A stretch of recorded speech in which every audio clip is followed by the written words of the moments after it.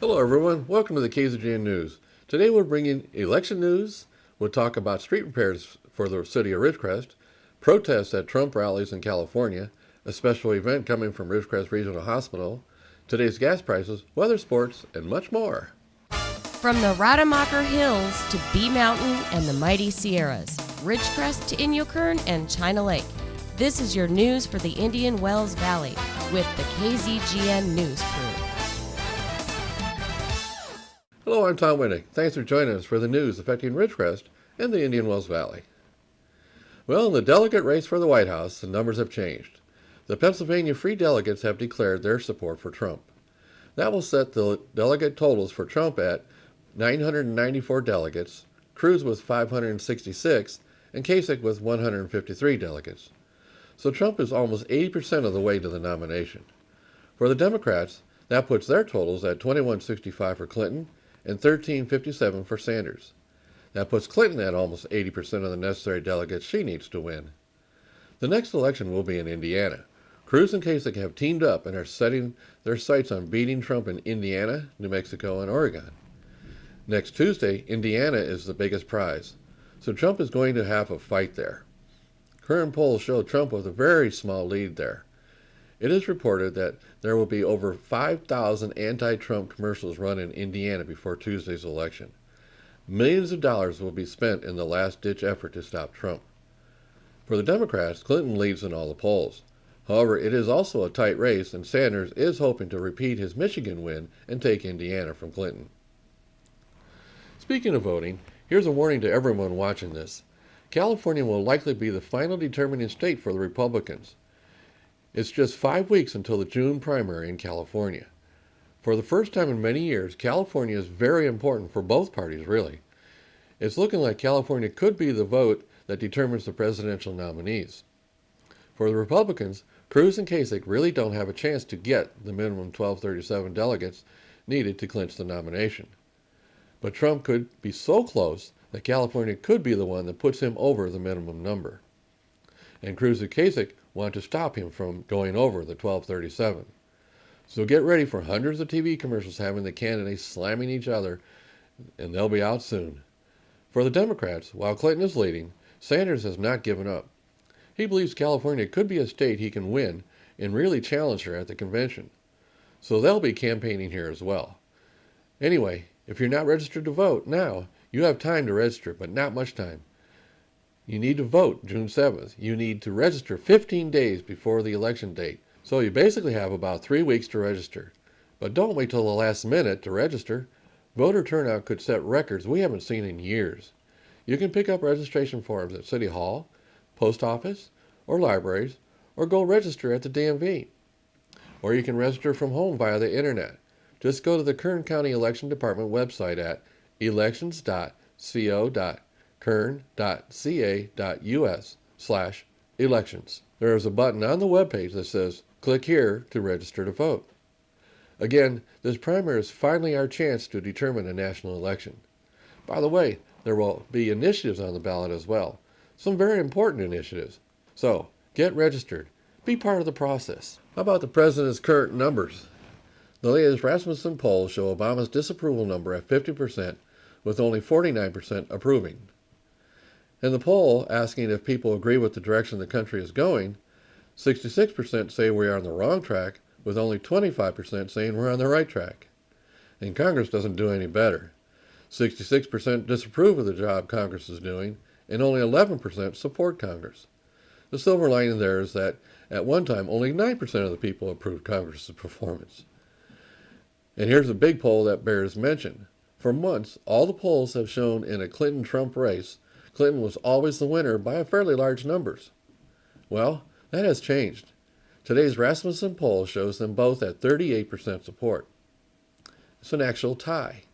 So, the numbers are going down for Clinton, and Trump has now risen to be in a tie with her.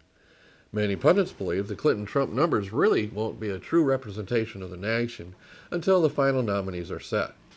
But Trump has to be happy he is now polling even with Clinton. However, the race is changing weekly.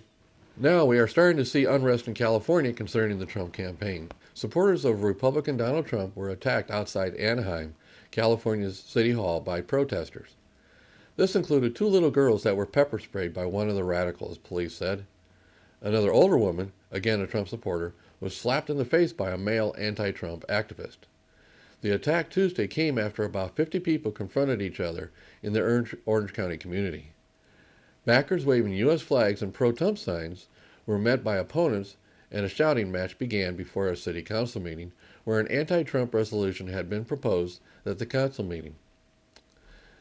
The confrontation occurred before the city council discussed a resolution proposed by one councilwoman condemning what it called Trump's divisive rhetoric. The motion said Trump's remarks, which have been perceived as offensive to Mexican immigrants, Muslims, and other groups, are contrary to constitutional principles and don't reflect Anaheim's guiding principles of inclusiveness and kindness. The arguments from outside continued during the public comment period inside, but inside they remained civil as the meeting stretched for hours into the night. Eventually the council voted 3-2 to take no action on the resolution. Outside, at one point, an opponent unleashed a handheld pepper spray device on the pro-Trump crowd. 5 people, including 2 girls aged 8 and 11, were hurt by the spray, Police Sergeant Darren Wyatt said. 3 were treated at the scene by paramedics. The male attacker fled, and police are still looking for him, Wyatt said. One woman, wearing a red Make America Great Again hat, comforted the girls, whose faces were streaked with tears. The girls complained that their eyes and mouths hurt. Linda Reedy of Laguna Niguel, a member of the pro-Trump group We the People Rising, pressed an ice pack to her face after being hit by the spray. The anti-Trump group goaded her and her friends, and one man jumped on one of her friends, she said. And again Thursday evening, Trump held a rally in Costa Mesa, in Orange County. The event drew over 8,500 people into the arena. Reports are that about 2,000 were turned away as there was no room for them. However, outside, there were a few hundred protesters. Most protesters were young Hispanics. They were mostly controlled, but there were a few arrests. The arrests were made after the protesters moved their demonstration into the streets, blocking intersections.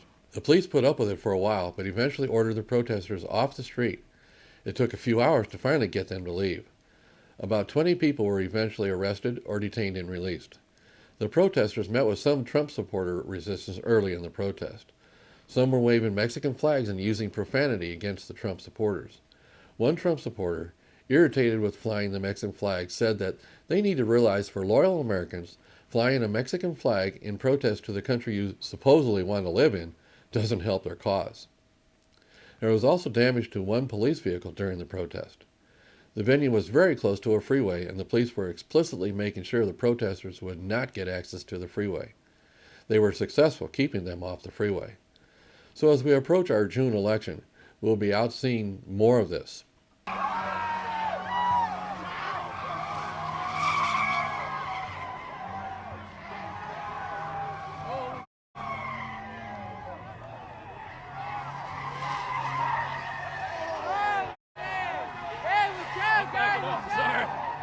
Somebody's gonna get killed, man.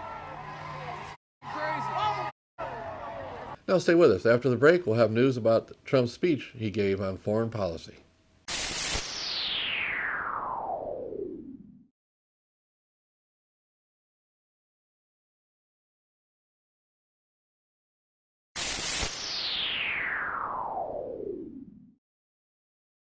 Thanks for staying with us. On Wednesday, Trump gave a prepared foreign policy speech. Most pundits have rated it a good speech with a clear message. Most say he did a much better job using a prepared speech to get his message across and teleprompters. Here's some Republican reaction to the speech. This was a serious foreign policy speech by Trump. It is worth reading and thinking about, tweeted former House Speaker Newt Gingrich, who has not endorsed a candidate. Ari Fleischer, a former press secretary for President George W. Bush, echoed on Twitter the following: Trump is helping himself a lot with this speech. It will resonate well with a lot of traditional peace through strength Republicans. Even Bob Corker, chairman of the Senate Foreign Relations Committee, said in a statement that Trump delivered a very good foreign policy speech. The reactions seem to mark a tipping point for a Republican Party opinion of Trump. It now appears the GOP in general and many party activists and elected officials are now starting to accept a Trump candidate. And all the news departments are carrying former Speaker of House John Boehner's criticism of Cruz on Thursday in a speech he was giving. He called Cruz a Lucifer in skin and also referred to Cruz in terms we can't say on broadcast TV. Cruz reacted to the harsh comments by trying to spin it away, saying that if Boehner is calling him those names, he is really calling all his supporters the same name. I don't quite understand the spin on that one, though. I guess he's trying to gain sympathy for the harsh attack. Well, the Ridgecrest Public Works Department, along with the Street Maintenance Division and the contractor Environmental Concepts, is announcing that road work will be taking place in numerous areas throughout the city of Ridgecrest during May 9th through May 19th. The Street Maintenance Division, along with the contractor, will be reconditioning the following roads during the week of May 9th. They'll be doing Inyo Street from Ward to Olean, Kennett from Inyo to Downs, Bryan Circle, Fendrick Circle, Scott Circle, Lorraine Court, Marlene Court, and Gateway Boulevard from Upjohn to Church, North Sunland from Ridgecrest Boulevard to Richard Court, and finally, Albert from Upjohn to Mariposa. The roadways will be open during the resurfacing period. However, there may be some side street closures to the main streets. The Streets Department is asking that the community use alternative routes during the hours of 7 a.m. to 4 p.m. Monday through Thursday. The Public Works Department and the City of Ridgecrest thanks you in advance for your cooperation and understands that this could be an inconvenience during the resurfacing of the roads. These roadways are being funded by Measure L tax dollars and tax allocation bond funds. And speaking of repairs, if you're not doing anything Saturday morning, there is a Fix-It Day for the Desert Empire Fairgrounds. Ridge Project is coordinating a Fix-It Day out there to help get the fairgrounds into better condition for upcoming events. It will start at 8 a.m. and go until 2 p.m. If you have any amount of time you can come out and lend a hand, do so. Lunch will be provided for the workers. Again, this Saturday, Desert Empire Fairgrounds, a voluntary event to help fix up the fairgrounds. It starts at 8 a.m. and goes until 2 in the afternoon. Also on Saturday, the Sierra Desert Gun Club is taking sign-ups for this spring's Hunter Safety Class. The sign-ups will be this Saturday at the Kerr-McGee Center from 9 a.m. to 2 p.m. And another sign-up period will be Tuesday evening, May 3rd, from 7 p.m. to 9 p.m. The class is open to all residents of the Indian Wells Valley. The actual class dates will be Saturday and Sunday, May 14th and 15th. Classes will be held at Monroe Middle School. Class size is limited to 40 students. The cost of the class is $10 and collected at sign-up at the Kerr-McGee Center. For additional information, contact Mike Martin at 760-377-5695 or Bill Willard at 760-608-0751 or Bob Gould at 760-608-9831. Advanced registration is required online. Go to the Department of Fish and Game website. In news from Ridgecrest Regional Hospital and Hospice, they're announcing their 6th annual live butterfly release.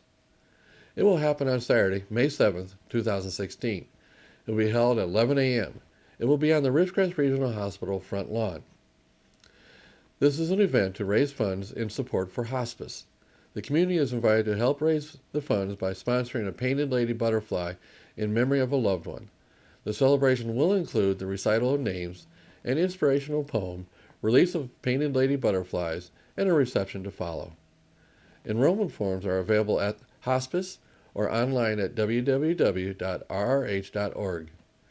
They can be mailed to Ridgecrest Regional Hospital, attention Tara Moorhead, 1653 Triangle Drive, Ridgecrest, California 93555. For more information, you can call Tara at 760-499-3617. Now, in KZGN's continuous effort to provide news and information you've asked for, here are today's gas prices for Ridgecrest and some surrounding areas. Since my last report, local prices have once again dropped. And the good news is we still have the lowest prices in all the areas we're monitoring. As of this morning, Ridgecrest is ranging from $2.39 to $2.99, Lancaster from $2.69 to $2.99, the LA Valley area $2.55 to $2.85, and the Bishop area $2.74 to $2.99. We have one station at $2.39 per gallon. Tune in Mondays, Wednesdays, and Fridays for updates. We at KZGN always suggest you shop locally to support our local economy.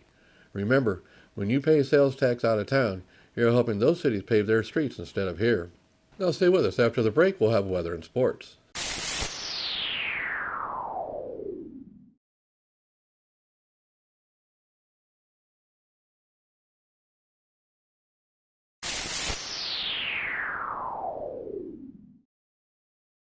Thanks for staying with us. Now here's Lane with the weather. Thank you, Tom. From the National Weather Service, a storm system will produce scattered severe thunderstorms and locally heavy rain stretching from the southern plains to the Gulf Coast and lower Mississippi Valley on Friday. Large hail, locally damaging winds, and flash flooding will be the main threats. This activity will continue into Saturday. Temperatures across the nation. Carolinas at 69, Georgia at 87, Arkansas at 64, Northern Texas at 74, Arizona at 71, and Los Angeles at 63. And for us locally, tonight, partly cloudy with a low around 56, west wind 20 to 25 miles per hour with gusts as high as 35. Saturday, a 30% chance of showers and thunderstorms, partly sunny with a high near 76, south-southwest wind 10 to 20 miles per hour. Saturday night, a 20% chance of showers and thunderstorms, partly cloudy with a low around 56, south wind 15 to 20 miles per hour with gusts as high as 25. Sunday, a 20% chance of showers and thunderstorms, mostly sunny with a high near 82, north wind 5 to 10 miles per hour. Sunday night, a 20% chance of showers and thunderstorms, partly cloudy with a low around 55, west wind 5 to 10 miles per hour. Monday, sunny with a high near 85, west-northwest wind 5 miles per hour. Monday night, mostly clear with a low around 58, west-southwest wind 5 to 10 miles per hour with gusts as high as 15. And Tuesday, sunny with a high near 88, west-northwest wind 5 miles per hour. And that is your forecast for the IWV. Now back to Tom. Thanks, Lane. And now here's Tom Heck with sports. And a very pleasant Friday evening to everyone. Let's talk about Saracoso baseball. Coyotes dropped a tough 11-4 decision to Barstow on Thursday. Saracoso got off to a good start. They led 2-0 going in to the sixth inning, but then Barstow came up with 5 runs to take the lead, and they never looked back. The same two teams play Friday, Saracoso at Barstow, the last game of the season. All right, the Clippers in dire straits. They play tonight against Portland at Portland. The Clippers dropped a 98-84 decision 2 nights ago at Staples Center. One problem is they don't have Chris Paul, but Doc Rivers is still optimistic that his team will come through. All right, Charlotte and Miami, 3-2 in the series. Charlotte a winner the other night. Oklahoma City polished off Dallas. Oklahoma City will wait and play San Antonio, of all people. San Antonio right now playing very good basketball. Dallas was beaten in 5 games. Toronto over Indiana. They'll play game number 7 Saturday in Toronto. The series 3-3. Toronto beat Indiana 102-99 on Thursday night. Now the Angels are playing good baseball, back to 500. They swept Kansas City during the week. They will take on Texas for 3 games starting tonight in Arlington. Now let's talk about some of the best records in baseball after about 21 games. Baltimore leads the American League East with a 12-8 record. Boston at 12-9.